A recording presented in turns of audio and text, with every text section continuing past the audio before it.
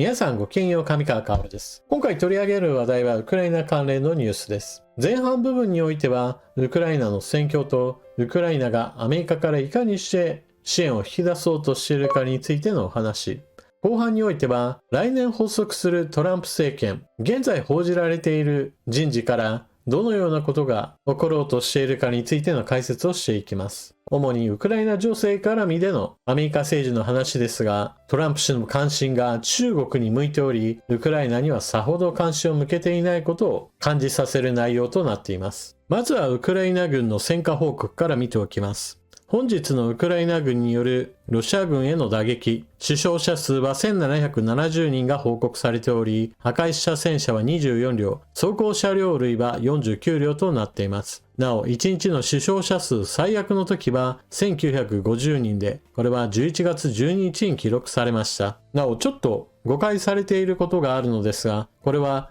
全員が亡くなった数ではなく、あくまでも負傷者を含んだ数です。生き残った兵士たちのいくらかは病院へと送られ、それが治るか治らないかのうちに戦場へと戻される人たちもいます。また、私は表現として過去最悪と表現しましたが、いやいやこれは過去最高、過去最良だというような表現をすべきだというコメントがありました。確かにロシア軍による侵略なので、侵略者に対する撃退成果を誇ることはわかるのですが、だからといって人が亡くなること、それ自体を別に私は喜んでいるわけではありません。本来であれば人が死なないで済んだはずの戦争をプーチン大統領が行っています。国際法を破っているのはロシア側。ウクライナは国際法に認められた戦いです。さて、ロシア領クルスク州における戦い。戦争研究所の発表している地図においては、ほとんど戦線の移動は見られていません。しかし、アメリカの発表によれば、北朝鮮兵の戦線への投入が始まったという話もあります。それだけに、戦闘の激しさは一段と増していると見るべきでしょう。そのことが、ロシア軍の死傷者数の増加へとつながっているはずです。しかし、激しい戦闘にもかかわらず、戦線全体としては動きがほとんど見られないというのは、この地域に投入されたウクライナ軍が欧米供与の兵器、その装備率が高く、迎撃能力が高いことが考えられます。東部戦線全体に比べると兵力の質は高いのでしょう。先日のウクライナ軍の戦果報告で、ロシア軍の死傷者が1950人と、もう少しで2000人台に突入するといったところまで戦いは激しさを増しています。この背景にあるのはおそらくトランプ大統領就任その後においてすぐにでも何らかの外交交渉がアメリカ、ロシア、この間で行われ、それがウクライナに多大な影響を与えるだろうと見られています。それまでの間にできるだけ領土を占領しておきたいというのがプーチン大統領の目論見でしょう。そしてウクライナとしてはロシア領内に占領地域を持っておくことが外交カードとして必要なのだと思われます。それだけに装備の整った部隊を中心にしてクルスク州での戦いを展開しているのでしょう。戦況マップの紹介はクルスク州における戦いだけですが、東部戦線そして南部戦線における戦いも激しくなっています。特に前回の解説動画の中でちょっと触れた南部戦線、ロシア軍の攻勢が部分的ではあるものの始まったようです。まだロシア側の方も手探りのようなものなのか、本格的な攻勢とはちょっと程遠いようですが、ウクライナ軍の守りが薄いところを探すような感じで、各地にこれから南部でも攻撃を仕掛けてくるかもしれません。そして、ここ最近ウクライナ側がいかにしてアメリカの支援を引き出すか、その外交交渉のカードとして言われているのが地下資源の活用です。ウクライナは農業大国ですが、だからといって鉱物資源がないわけではありません。今はロシアとの戦いで非常に忙しい状態ですから、じっくりと資源開発を行える余裕が今のウクライナにはありません。ですから、いっそのこと未開発の地下資源については、アメリカやアメリカ企業にその権益を渡すことによって、ウクライナに対する支援を引き出そうといったことをウクライナは考えているようです。トランプ氏が取引を重要視しているといったことから、このアイデアは出たのでしょう。将来のことを思えば、自国企業で何とか開発をしたいでしょうが、今を乗り切るためにもこの交渉カードはうまく活用すべきでしょう。続いて、アメリカ、トランプ氏の閣僚人事についての報道が相次いでいます。トランプ氏、国務長官にルビオ上院議員を起用へ。トランプ次期大統領が共和党のマルコ・ルビオ上院議員を国務長官に起用する見通しであることが分かった。最終候補の中から最も強硬派を選んだ格好となった。ルビオ氏はかねてからアメリカと地政学的に敵対関係にある中国やイラン、キューバなどに対し強硬な外交論を唱えてきた。ウクライナ情勢に関しては最近のインタビューでロシアに占領されている全ての領土を奪い返すことに注力するよりも交渉による解決を目指すべきだと指摘。4月に議会が可決したウクライナ、イスラエル、その他のアメリカのパートナーに対する950億ドルの軍事支援の法案に反対票を投じた共和党議員15人の一人でもあった。バイデン政権に対してルビオ氏は上院情報特別委員会の共和党トップとして中国に対し強硬姿勢を取るよう圧力をかけてきた。ファーウェイが発売したノートパソコンにインテル製の先端半導体が搭載されていることが明らかになると、ファーウェイ向け出荷を全面的に阻止するよう要求した。続いて、アメリカ大統領補佐官にウォルツ氏、国家安全保障担当の大統領補佐官にマイク・ウォルツ下院議員を起用すると発表した。トランプ氏の声明、マイクはアメリカ第一の外交政策の強力な擁護者で、我々の力による平和の追求の素晴らしい擁護者になると強調した。ウォルツ氏はアメリカ陸軍特殊部隊グリーンベレー出身の初の下院議員、アメリカ陸軍や州兵として27年間従事し、特殊部隊でアフガニスタンや中東、アフリカ地域に駐留した。ブッシュ政権のホワイトハウスや国防総省で政策を助言した。対中国強硬派で、現在の NATO に批判的な立場を取る。トランプ氏はウォルツ氏について、中国やロシア、イラン、世界的なテロの脅威に関する専門家だと説明した。ウォルツ氏は中国を非常に深刻な競争相手、敵対国と位置づける。同盟国に防衛費拡大を迫るべきだとの見解を示している。続いて、FOX ニュースのヘグセス氏を国防長官に起用。今回の起用により、ヘグセス氏はテレビの出演者から第二次トランプ政権の閣僚級のポストに昇格することになる。トランプ氏は声明で、ピートは全生涯をかけ、兵士や国のために戦ってきた戦士だ。タフで賢く、アメリカ第一主義を心から信奉している。ピートが舵取りを担えば、アメリカの敵国は警戒する。我々の軍隊は再び偉大になり、決して引き下がらなくなるだろう、と述べた。イーロン・マスク氏、政府効率化省のトップに。実業家のイーロン・マスク氏とビベック・ラマスワミ氏が第二次政権で新たな政府効率化省を率いると発表した。トランプ氏は声明で、この二人の素晴らしいアメリカ人が力を合わせれば、私の政権が政府の官僚主義を解体し、過剰な規制に切り込み、無駄な支出を削減し、連邦政府機関を再編する道が開かれると述べた。トランプ氏が政府の外からの助言と指導を提供すると述べた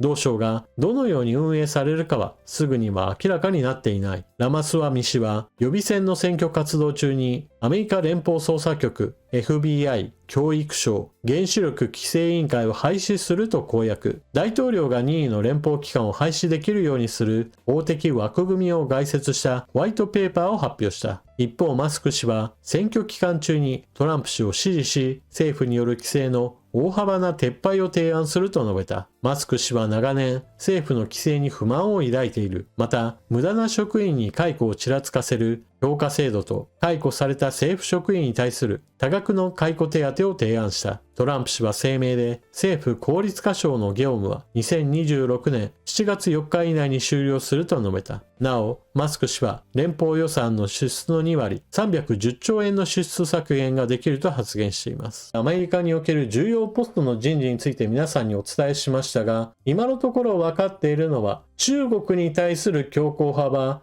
漏れなく採用されている感じがあります。トランプ氏自身、中国に対する関税 60% といったものを掲げていますから、この基本政策に賛成することがおそらく重要ポストに就くための最初の踏み絵なのでしょう。第一次政権の時には全体の方向はまあ大体似ているんだけれども、しかしトランプ氏の掲げている政策に意見が合わない人といったものも出て、途中でどんどんと人が入れ替わるといったことが起こりました。そうした前回の問題を踏まえた上で、最初からある程度基本政策ですり合わせを行った上で、対中国強硬派の人たちを積極的に採用しているのでしょう。ただし、ウクライナ情勢に関連しての話としては、この夫人を見て良かったという感想を述べている人もいれば、私はどっちかというと、今でも悲観的な思いでこの人事を見ています。例えば、国務長官へと決まっているとされるルビオ氏なのですが、ルビオ氏は当初、バイデン政権への批判を行っていました。その批判の趣旨としては、ウクライナに対する支援が質も量もそしてタイミングも悪いといった形で全てについて落第点をつけ、もっと多くの兵器を素早くウクライナへと供与し、ロシア軍を打ち払うべきだといったような批判を行っていました。しかし、トランプ氏が大統領選予備選挙の中でバイデン氏の行っているウクライナ支援は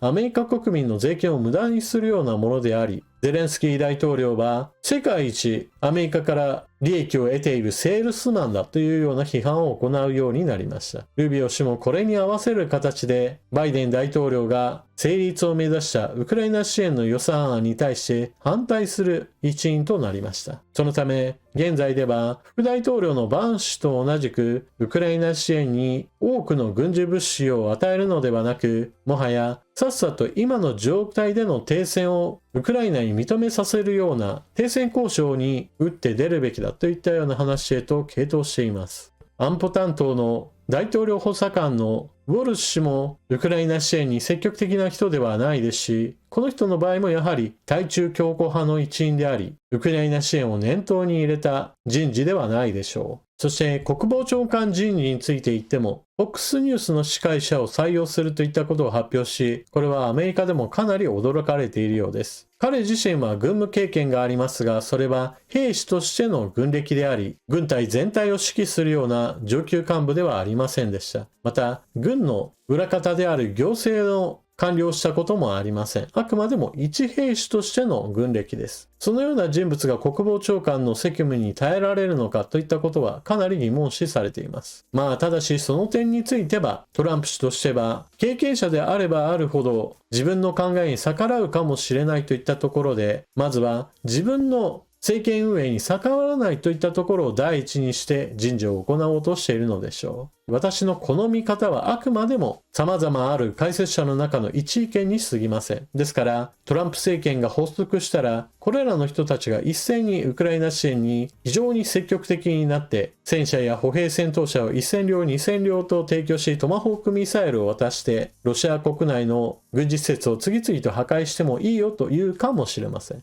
そうなったら私は評価をひっくり返します。私が間違っていましたと言えるでしょう。そうなることを願います。一方でアメリカ国内の経済に大きな影響を与えようとしているのがイーロン・マスク氏です。トランプ氏は国内政策として個人も法人も減税するし、規制緩和も徹底的に進めていくといったことを発表しています。ですから、アメリカの企業活動をする人たちにしてみれば、トランプ政権は推進役になってくれるでしょう。イーロン・マスク氏は自分自身も政権に大きな影響を与える立場を得ようとしています。政府効率化省というのは何も新しく作られる本物の行政組織としての省庁ではありません。アドバイザー役のような立場から権限が与えられるようです。しかし、トランプ氏が後押ししていますから、その権限はかなり強力なものとなる予定です。マスク氏は自分が政府を効率化すれば政府支出の2割、日本円で310兆円もの削減効果を得られるだろうという話をしています。一体どれだけのことをするかについては今のところ全くわからないわけですが、それだけの金額の効率化を図るということはかなりの政府職員を削減するような丸ごとどこかの組織をどんどんとなくしていくようなことをするかもしれません。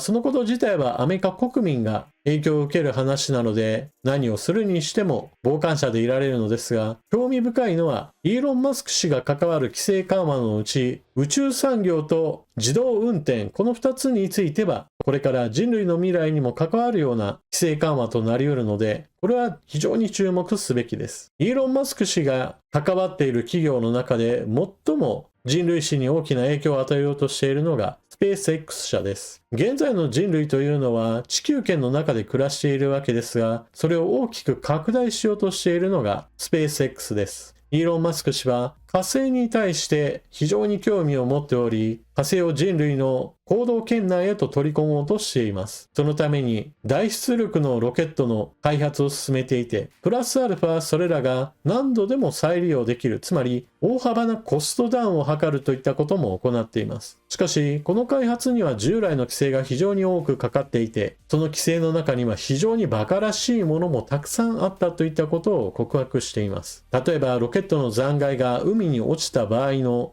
海洋生物に対する影響を全て調べろといったような内容で、もしもクジラにぶつかったらどうするんだみたいな話を、影響がないことを調べ上げるような科学的な証拠を出せといったような話などが出ています。スペース X 社は将来的には火星に人を送り込もうという計画の開発ですから安全性は第一です。しかし、果たして安全と直結しているかどうかもわからないような規制も多くあり、それらについて彼自身が携わる形で不要な規制が緩和されれば宇宙開発に大きな弾みとなり得るでしょう。また、関わっている事業の中で電気自動車もあります。これはテスラ社の進めている計画ではあるのですが、自動運転技術の発達に伴って誰もがマイカーであると同時に自動運転タクシーといったものを運用できる世界へとマスク氏はアメリカの規制緩和を進めようと考えています。マイカーであると同時にタクシーというのは、それは自分自身が使う時には常に優先して自分が使い、それ以外の余っている時間においてはタクシーとして運用するということです。例えば出勤用の車であれば、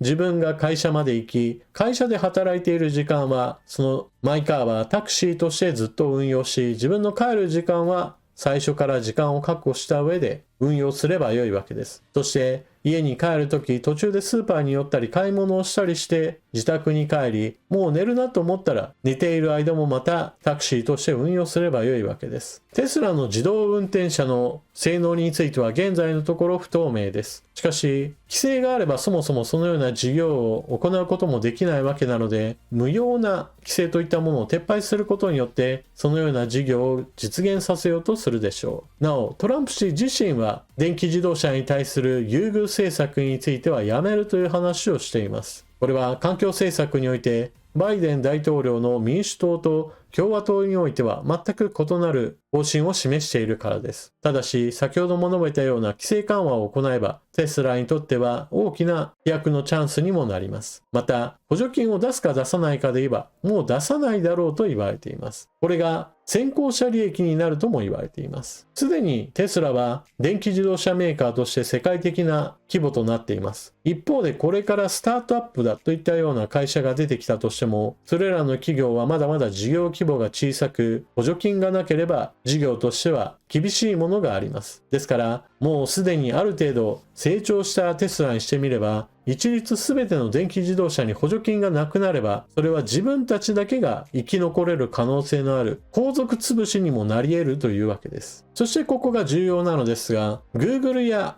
マイクロソフトといったアメリカのビッグテックがプラットフォーム事業といったものを抑えています。それによって日本企業や日本人はアメリカ企業に対して課金を行い続けています。それによって日本はデジタル赤字といったものを抱えています。テスラの自動運転技術といったものが成熟し、それが事業として成長軌道に乗れば、そのビジネスモデルは世界へと輸出されるでしょう。トランプ政権がどうなるかといった話とはまた別に、トランプ政権にくっつく形でイーロン・マスク氏が世界的にビジネスを展開し、さらなる影響力を高める可能性もあるといったことは、今から多くの人たちが注目しています。その影響などもあって、トランプ氏やイーロン・マスク氏関連で暗号資産に関する規制緩和なども進められる予定なので、ビットコインが史上最高値を更新しているといったことなども発生しています。アメリカの政治は良くも悪くも世界への影響力が非常に強いので、何が起こっているかはぜひとも注目しておくべきでしょう。というわけで今回の動画はここまで。最後までご視聴いただきありがとうございました。チャンネル登録していない方はぜひともこの機会にチャンネル登録よろしくお願いします。そして動画が気に入ったらぜひとも他の方にもお勧めして拡散してもらえると嬉しいです。それでは次の動画でまたお目にかかりましょう。またね。